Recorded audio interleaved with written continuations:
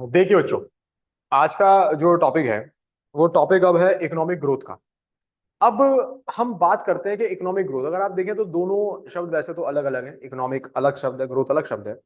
तो अब समझते हैं इन दोनों को हम एक साथ जो इस्तेमाल कर रहे हैं वो क्यों कर रहे हैं। देखिए, सबसे पहले चीज हम बात करते हैं ग्रोथ क्या होता है। ग्रोथ का अगर मैं आप लोगों से बड़ मतलब बात करता हूं तो ये जो टर्म हमारे पास जो आया, ये लाइफ साइंसेस से आया। ठीक है, इस टर्म को अगर हम बोले तो ये टर्म हमारे पास जो अराइज हुआ, ये तो arising from the life sciences.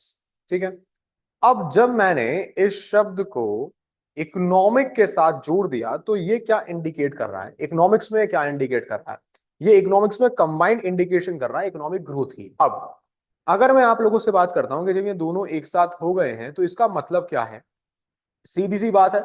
ये आपको बता रहा है कि ग्रोथ किस में होनी चाहिए। आप ये बात समझना, यहाँ पे जो बात की जा रही है वो ये बात की जा रही है कि जो ग्रोथ हमारे पास होनी चाहिए वो ग्रोथ होनी चाहिए हमारे पास इकोनॉमिक वेरिएबल्स में।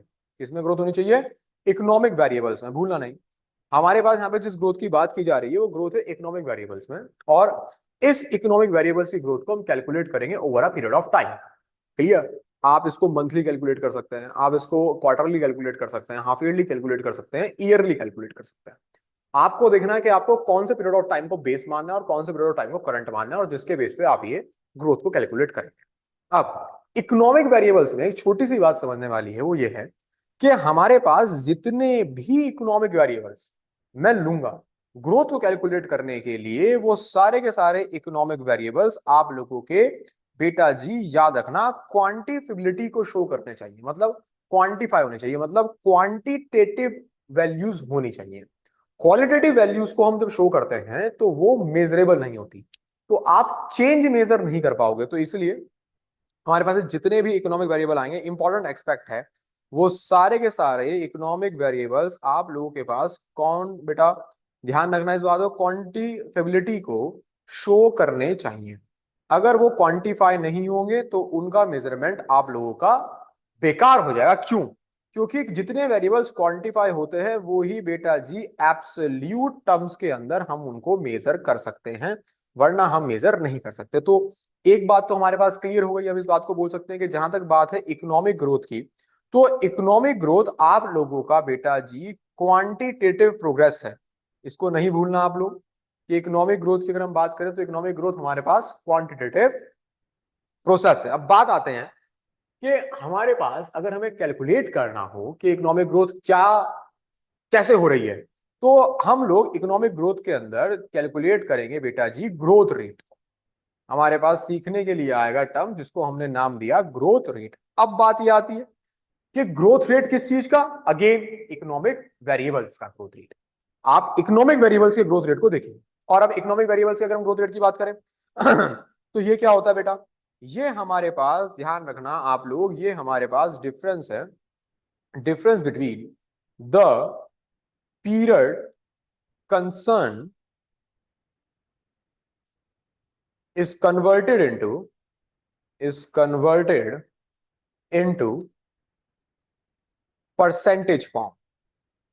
परसेंटेज फॉर्म, जो हमारे पास पीरियड कंसर्न है वो हम किस में कन्वर्ट कर लेंगे, परसेंटेज फॉर्म में कन्वर्ट कर लेंगे। अब सीखने वाली बात ये आती है कि भैया इसको आप समझाइए कैसे होगा। जैसे सपोज करें, मैं आपको एग्जांपल देता हूँ, एग्जांपल बहुत अच्छा है कि हम ये देख लेते हैं कि एक हमारे पास डेयरी फार्म वाला है, और उस बेटा जो डेयरी फार्म वाला हमारे पास है, उस डेयरी वाले ने एक प्रोडक्शन करा। मैं आपको ये दिखाता हूँ मेरे बेटा वेरिएबल्स।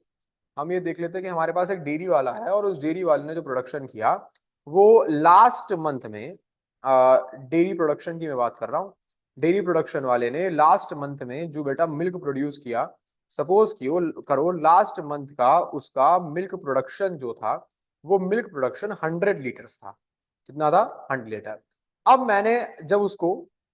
मैंने जब इस करंट मंथ में देखा, तो करंट मंथ के अंदर उसका मिल्क प्रोडक्शन कितना निकल के आया, मैंने देखा सपोज करे उसका मिल्क प्रोडक्शन निकल गया 105 लीटर।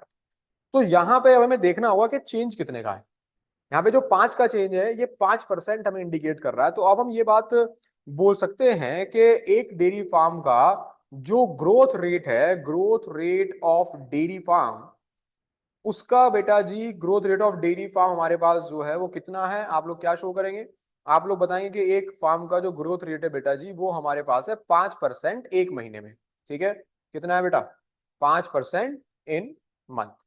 तो इस तरीके से हमने एक डिफरेंस ऑफ पीरियड को कन्वर्ट करा किस फॉर्म में, परसेंटेज फॉर्म में, ग्रोथ रेट को कैलकुलेट करने के लिए। अगला इंपॉर्टेंट जो बेटा मुझे पॉइंट आपको बताना है वही बताना है कि ग्रोथ रेट की अगर हम बात करते हैं तो ग्रोथ रेट हमारे पास जो है बेटा, ये ग्रोथ रेट हमारे पास एनुअल कॉन्सेप्ट होता है। ठीक है, मतलब जब भी आप ग्रोथ रेट को कैलकुलेट करेंगे तो वो कैलकुलेट आपका देखा गया है कि एनुअली कैलकुलेट होगा, वरना मंथ टू मंथ कैलकुलेट करने के पश्चात आप लोगों को कभी एग्जैक्ट वैल्यूज इतना नहीं मिलेंगी। ठीक है, नेक्स्ट हम पॉइंट की बात करते हैं, जो ग्रोथ है वो आप किस टर्म में मेजर कर रहे हैं। तो ये भी हमारे पास एक इंपॉर्टेंट पॉइंट आता है। बहुत सारे देखो, आपने सुना भी होगा कि हमारी कंट्री में पॉजिटिव ग्रोथ है, हमारी कंट्री में नेगेटिव ग्रोथ है। देखिए, ग्रोथ दोनों ही होती है। अगर मैं आप लोगों से बात करता हूं तो आप लोग ये समझना कि हमारे पास जो बेटा जी ग्रोथ होती है, ग्रोथ हमारे पास वैल्यू न्यूट्रल टर्म है। अब जब मैं आप लोगों से यहाँ पे वैल्यू न्यूट्रल टर्म की बात कर रहा हूं, तो वैल्यू न्यूट्रल टर्म का मतलब हुआ कि ये दोनों तरीके से काम कर रही है। That is, it is positive on one side and also negative on another. ये पॉजिटिव भी है एंड हमारे पास क्या है बेटा जी, नेगेटिव भी है। बस अंतर एक समझने का ये है कि मैक्सिमम जब हम इसको शो करते हैं तो हम इसको पॉजिटिव कॉन्सेप्ट की तरह ही शो करते हैं। मतलब अगर आप बोले कि हाँ ग्रोथ हो रही है, तो ग्रोथ का मतलब वो हमेशा पॉजिटिव ग्रोथ को ही होगा। अगर आप ये नहीं यूज करते कि ग्रोथ हो रही है, तब हम लोग समझेंगे ग्रोथ हमारे पास क्या गई है, नेगेटिव ग्रोथ गई है। ठीक है बेटा, ध्यान से इसको देख लेना, इकोनॉमिक ग्रोथ।